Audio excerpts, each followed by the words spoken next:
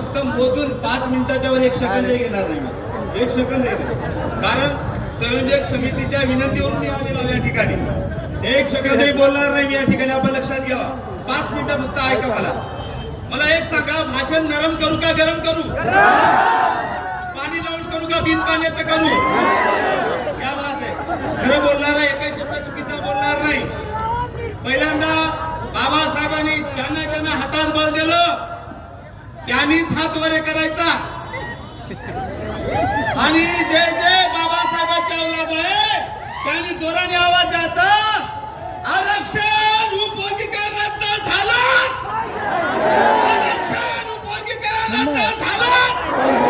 धन्यवाद. परत एकदा जे जे या ठिकाणी उपवर्गीकरण रद्द झालं पाहिजे तुम्ही आले त्याच औलादीला मला सांगायचं, मी हात वरे केले की फक्त जात आहे म्हणायचं. जात हा शब्द विचार या अर्थाने वापरतो मी.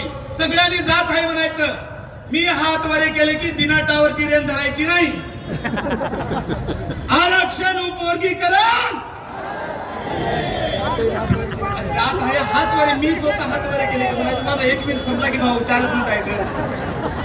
असं केले की जात आहे म्हणायचं. आरक्षण उपवर्गीकरण रद्द. आम्ही हात वरे केला नाही का? असं काय करता? मला माहित आहे आपला पावर आहे की नाही. जात आहे एवढंच म्हणायचं. आरक्षण उपवर्गीकरण रद्द करणारच. कारण संविधानाची साथ आहे. आरक्षण उपवर्गीकरण करणारच. कारण संविधानाची साथ आहे. अबे मरेल पण पडणार नाही. ही आंबेडकरांची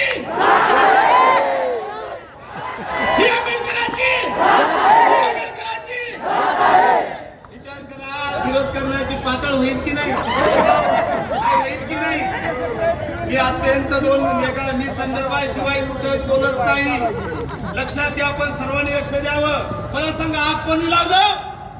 चोर कोणी म्हटलं? दरोडेखोर कोणी म्हटलं? फुले शाहू आंबेडकरांचा महाराष्ट्र नाही कोणी म्हटलं? मग मिरच्या लावली की आग व्हायली. कोणी आग लावली रे?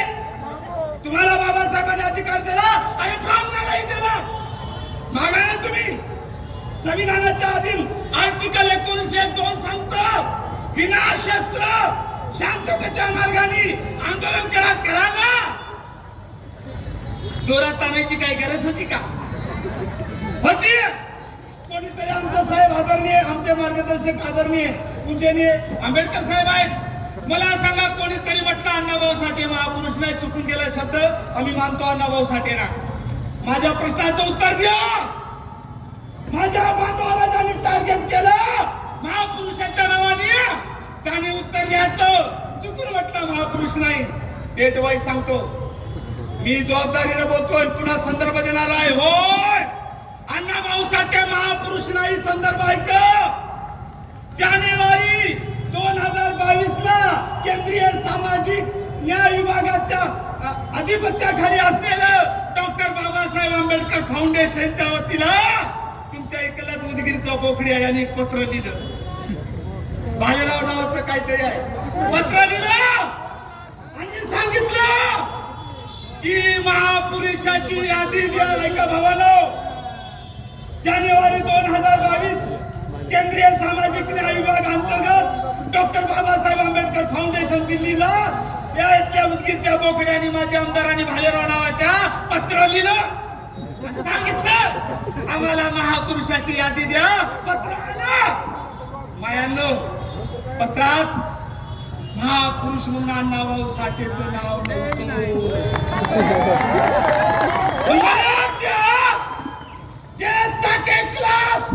चाटे क्लास म्हणजे दुसरं काही नाही. आर्यशचं मी टोकून नाव ठेवलं.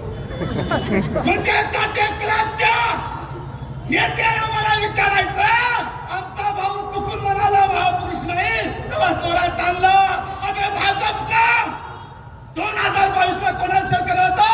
भाजपचं. सांगितलं त्यांनी आत्ताही भेट केंद्र सरकारच्या यादीमध्ये अण्णाभाऊ साठे आणि लहुजी साळवेचा महापुरुष म्हणून उल्लेख नाही. कुठं उगतच बसायला बे. शेवट माझ्या भाषणाचा बाबासाहेबांनी दिलं, आम्हाला काही म्हणायचं नाही. मी एक मागणी करणार आहे पूजनीय आंबेडकर साहेबांनी घोलेकर साहेबांच्या उपस्थितीने घोलप साहेबांच्या साक्षीने बाबासाहेबांनी 1948 ला अनटचेबल एक ग्रंथ लिहिला आणि सांगितलं अस्पर्श कोण ज्याचा स्पर्श जमत नाही, अस्पर्श कोण ज्याची सावली जमत नाही. मग हे अस्पर्श म्हणजे दलित, हे अस्पर्श म्हणजे अनुसूचित जाती, त्याचा चाटेकलाचा एक नेता कसबे, विष्णू कसबे, भाषण माझ्याकडे डाउनलोड आहे. त्यांनी सांगितलं मग साधा नाही, अरे पाटील मांगाचं तोंड बघल्याशिवाय घराच्या बाहेर जात नाही, तो अस्पर्श असू शकतो का? मग मी नाही, विष्णू कसबेने सांगितलं हिंदूच्या घरी कोणताही कार्यक्रम असो, अरे त्यातली सजावट, त्यातलं तोरण मांगाच्या हाताने बांधून घेतात. विष्णू कसबेंनी सांगितलं हिंदूंनी कोणती पंगत ठेवली तर पहिला माग जेवण्याचा आंबेडकर साहेब, घोलप साहेब हा मांगाचा असतो. तिन्ही गोष्टी बघितल्यानंतर मांग अस्पर्श नाही सिद्ध झालं आणि त्यांनी सिद्ध केलं. म्हणून विष्णू कसबेंचं म्हणणं बरोबर असेल तर या ठिकाणी अनुसूचित जातीमधून मांगाला बाहेर काढा. आम्हाला तुला दाखवता, आम्हाला चप्पल दाखवता, या बाबासाहेबांच्या चप्पल दाखवता, आम्हाला गुड दाखवता. एकाने मला विचारलं दादासाहेब, मी काय त्यांनी चप्पल दाखवली म्हणे, गुड दाखविला, कसं होय तुम्ही शांत बसता? मी म्हटलं येडाय, मी म्हटलं येडाय, अरे ज्याची लायकी चप्पल उचलायची आहे ते चप्पलच उचलेल ना. लायकी तलवार चालवायच्या, तलवार. आणि म्हणून मी परत एकदा विनंती करतो, मला बोलीला माझा नंबर लागते की नाही काय तो म्हणजे तुमच्या ह्याच्यावर तुम्ही आगावा खुली मारली. ते मला बोलायचं अजून छक्के चौके मारायचे होते. परिस्थितीचं भान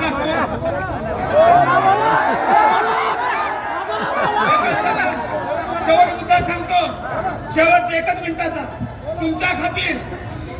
बरं मला सांगा, अहो मातांगानो, माझं आरक्षण आमचं काही म्हणणं नाही, संविधानिक अधिकार आहे. बुद्धाला टार्गेट कशाला करताय? बुद्धाने काय वाईट केलं तुमचं? आणि तुमच्या सुखात, तुमच्या दुःखात फक्त बुद्ध आला की नाही? मातांगाच्या सुखात बुद्ध आला की नाही? बौद्ध आला की नाही? आता माझ्या भावांनी सांगितलं 50,000 दिले म्हणून. अरे तुम्ही मागा ना, त्याची एकच ब्रँड चालू आहे, डंगच्या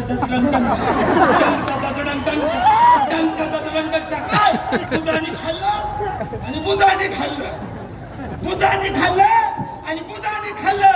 होय बे, आता विरोध करणाऱ्या नेत्यांना जर आरक्षण बुद्धाने खाली असतं तर तेव्हा काय पांदीला भूक खात होते काय? आरक्षण कोणी खाल्लं? डेट घ्या. आरक्षण 1% कोणालाही भेटलं नाही, माझ्या चांभार भावाला नाही. आजचं प्रतिनिधित्व चांभाराचं 0.941 चांभार, 1%ही नाही. 2 नंबर आरक्षणाची टक्केवारी खाटीक 0.935, 3 क्रमांकाला महार 0.920 आणि 4 क्रमांकाला माझा मातंग समाज 0.894.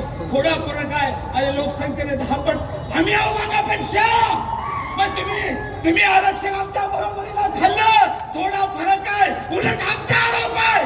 बुद्धाचं आरक्षण जरी कोणी खाल्लं असेल, मी पुरावा सिद्ध करतो, मांगाने आमचं आरक्षण केलं आहे. माझ्या या ठिकाणी आपल्या सर्वांना विनंती करतो, या ठिकाणी परत एकदा मी तुम्हाला बाबासाहेबांचा आदेश संघटित व्हा मानला त्याबद्दल मानाचा शालूट मारतो, थांबतो. आणि आनंदराज साहेब, साहेब असतील जेव्हा जेव्हा आदेश देतील त्यांच्या आदेशाचं पालन करावं.